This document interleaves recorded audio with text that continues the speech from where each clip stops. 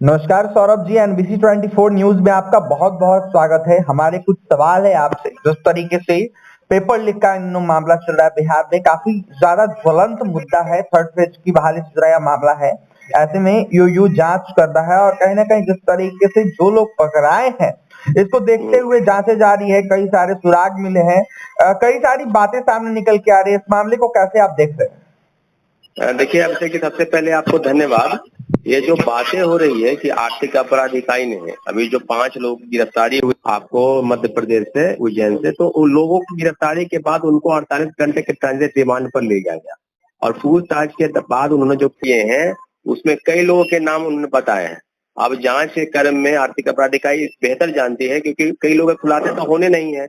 तो अब अगर अगर बात बड़े स्तर पर है, क्योंकि ये बात मामला छोटा है ही नहीं, क्योंकि पेपर लीक कांड में कई लोगों की बात संलिप्तता सामने आ रही थी। अगर आर्थिक आर्थिक अपराध इकाई उन लोगों का नाम जानती है, जो कबूलनामा उन लोगों ने किया है, तो अब जो पीएमसीएच से डॉक्टरेट की उपाधि प्राप्त किया हुआ आपको डॉक्टर शिव है, जो नालंदा का निवासी है, उसके साथ साथ 4 और लोग हैं, मतलब 5 लोग टोटल।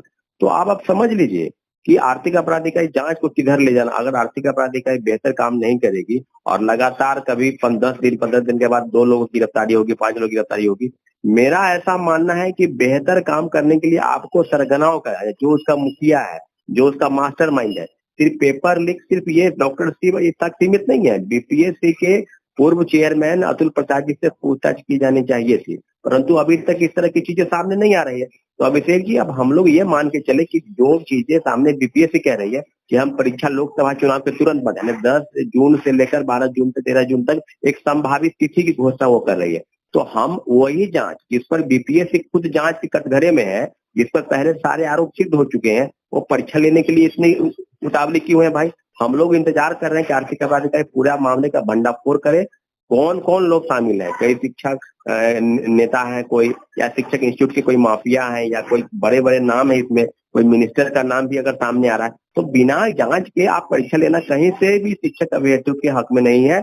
हम उम्मीद करते हैं कि बिहार सरकार इसमें जल्द से जल्द फैसला ले। परीक्षा की तिथि आई जब तक की जांच अंतिम पायदान पर न पहुंचे। सौरभ जी, लगातार अधिकारियों की बातें हो रही है। के पाठक से लेकर अतुल प्रसाद की जांच की मांगे हो रही है। कई सारे अभ्यर्थी आपसे भी जुड़े होंगे। क्या कहिएगा इन दोनों को लेकर? इन लोगों को भी संलिप्तता हो सकती है जिस तरीके से आरोपों का दौर जारी है, आरोप उठते हैं। देखिए, अब अभी शिक्षा विभाग से मुझे लगता है कि कोई ऐसा दिन बाकी नहीं है, चाहे चाहे वो जिला शिक्षा पदाधिकारी के स्तर से हो, चाहे डीपीओ के स्तर से, डीयू के स्तर से हो, कि हमने इतने, अभी अररिया में ही 15 लोगों को नोटिस गया है शिक्षक को, कि जिनके पास फर्जी प्रमाण पत्र है। यहाँ तक कि अगर आपने नोटिस निकालकर इन लोगों के खिलाफ में कार्रवाई की मांग भी की है, उसके बावजूद भी वो लोग ज्वाइन कर लिए और वेतन भी उठा रहे हैं, तो ये घोर लापरवाही किसका कहिएगा? बीपीएससी से परीक्षा लेने तक सीमित नहीं है। बीपीएससी ने सारे कारनामों का अगर कोई जड़ है तो वो बीपीएससी है। टीआरई 1 टीआरई 2 में जो आरोपी के कबूलनामा है, वो सिद्ध किए कि प्रिंटिंग प्रेस में छपने से पहले हम लोग के पास प्रश्न पत्र मुहैया कराए गए।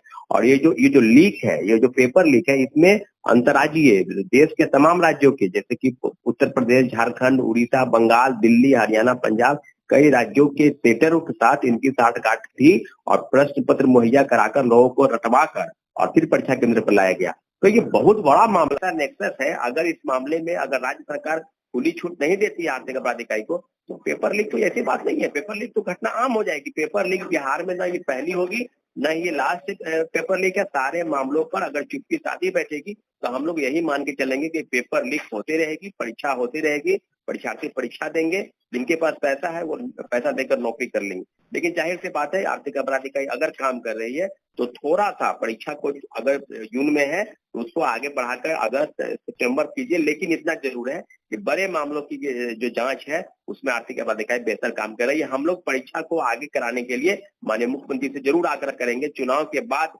परीक्षा लेने का कोई औचित्य नहीं है। लगातार सौरभ जी, तेजस्वी यादव कह रहे हैं कि 3 लाख रोजगार हमने देने को लेकर, कहीं ना कहीं नौकरियों को लेकर ऐलान और भी किया था, और भी 3 लाख बहालियां होनी थी। लेकिन अब जाकर सरकार चुप्पी क्यों साधे बैठी है? ऐसे में अगर सरकार 3 लाख रोजगार नहीं देती है तो हम आंदोलन करेंगे। कैसे देख रहे हैं, क्या कहिएगा इस पर? देखिए, माननीय मुख्यमंत्री जी का जो अभी चुनावी भाषण लोकसभा के चुनाव के दौरान उन्होंने दिया है स्पष्ट रूप से कि हम तो नौकरी दिए ही, आप लोग तो जानते ही हैं।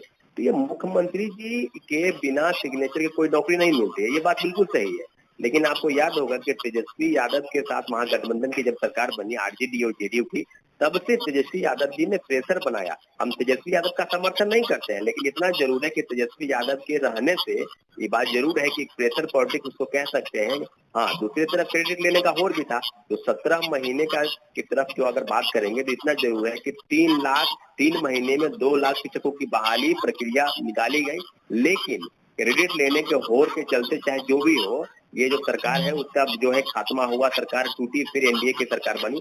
लेकिन इतना जरूर है कि बड़े पैमाने पर जो फर्जीवाड़ा हुआ उसका क्रेडिट कौन लेगा? माननीय मुख्यमंत्री जी लेंगे या राज्य के पूर्व जो है उप मुख्यमंत्री है तेजस्वी यादव लेंगे। बड़े पैमाने पर गलत लोग शिक्षक बन गए हैं, पैसे लेकर TRE 1 और TRE 2 में बड़े पैमाने पर फर्जीवाड़ा हुआ।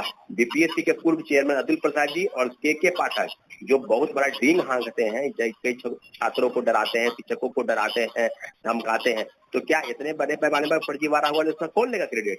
आनन फानन में आपने कई गलत लोगों का आपने डॉक्यूमेंट का वेरिफिकेशन किया, आपने तो कोई जांच सही तरीके से किया नहीं, तो लोग तो पैसे लेकर बहाल हो गए। तो हम लोग कैसे अब मान लें कि तमाम जगहों पर TRE 1 और TRE 2 में 12 लाख, 14 लाख, 15 लाख, 10 लाख रुपया देकर लोग बहाल हो गए। और जो हम लोग जो कह रहे थे कि बेहतर परीक्षा होगी, अतुल प्रसाद जी सब मामलों में कटघरे मिलाते हैं और उनके घर में चोरी भी हो गया।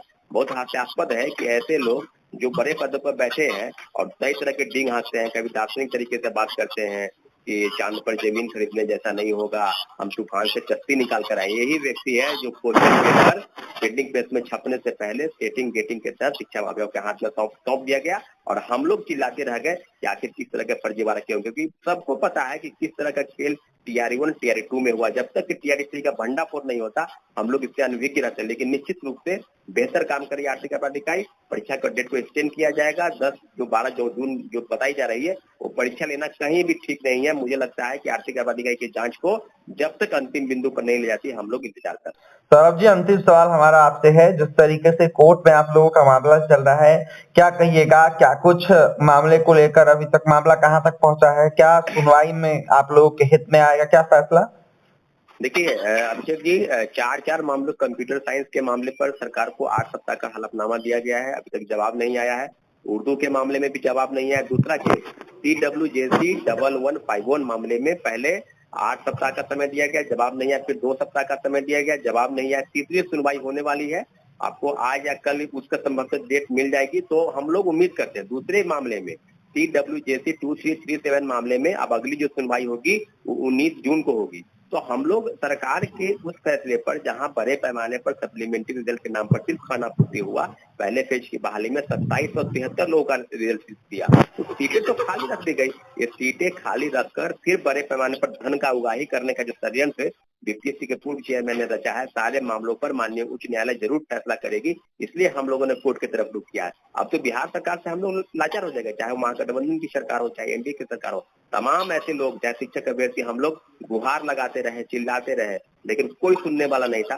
तो अब उसका परिणाम लोकसभा चुनाव में इनको भुगतने को मिलेगा। तमाम जगहों पर हम अपील कर रहे हैं लोगों से कि आप जाइए, चाहे वो आप किसी का चीज मत देखिए, ना हाथ देखिए, ना कमल देखिए, ना लालटेन देखिए, ना तीर देखिए, जाके नोटा पर बटन दबाए, क्योंकि आपके अधिकार का हनन इस राज्य की सरकार ने व्यवस्था ने किया है। निश्चित रूप से सारे प्रतियोगिता के परीक्षा तैयारी करने वाले जो लोग हैं सबसे अपील करते हैं कि बड़े पैमाने पर लोकतंत्र की तरफ आप आगे बढ़िए और नोटा पर बटन दबाइए और उनको बताइए कि हम लोग आपसे कितने नाखुश है, क्योंकि आपकी बातें जो है ना, आपको चाहिए वोट जो चाहिए बिहारी से और नौकरी दीजिएगा बाहरी को। तो जाइए आप उत्तर प्रदेश, झारखंड, कई राज्यों में जाकर वहाँ के लीडर लोग जाकर वोट मांगे, वहीं से उनको मिलेगा वोट। हम लोग बिल्कुल आश्वस्त है, छात्रों अभ्यर्थियों को कह रहे हैं कि आप जाकर नोटा पर बटन दबाइए। नोटा पर बटन दब रहा है दोनों पेज में, लोकसभा के जो हम चुनाव है दोनों पेज में नोटा का बटन काफी मात्रा में, उसकी संख्या जो आपको पता होगा 5% कमी हुई है वोटिंग में। तो आप समझ लीजिए कि किस तरह की चीजें हो रही है।